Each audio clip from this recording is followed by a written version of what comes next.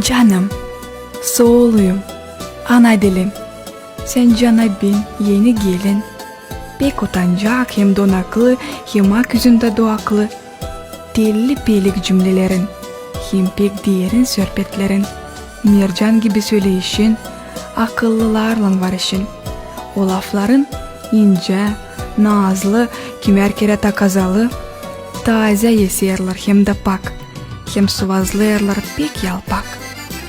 Tatlı şıra gibi sözün, pek sevinir ona gözüm.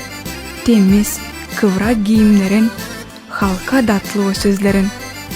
Benim soğuluyum, canım benim, pahalı hem de sonsuz, ana dilim.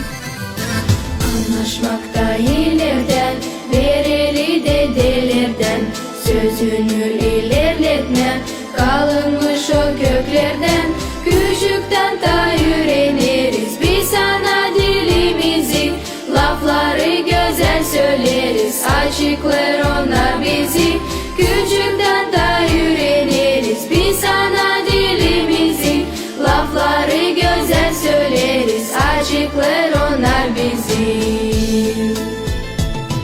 Ana dili biz yapalı, nice mamunun lafı, pek yapak hem uygunu, koruma lazım onu. Ana dili biz yapalı, nice mamunun lafı, pek yapak hem uygunu, koruma lazım onu.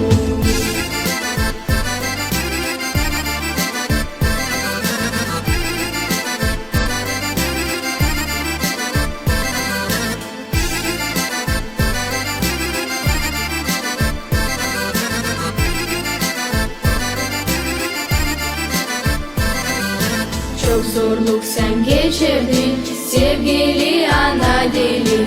Yaşamak hiç yok sensiz, nice düne güneşsiz. Yıldan gari durdun, her zaman ayağa kalktın. Konuştansa yeriz biz, kıvrak olsun dilimiz. Yıldan gari durdun, her zaman ayağa kalktın.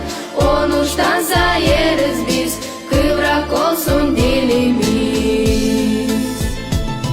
Ana dili biz yapalı, nice mamunun lafı, pek yalpak hem uygunu, koruma lazım onu. Ana dili biz yapalı, nice mamunun lafı, pek yalpak hem uygunu, koruma lazım onu.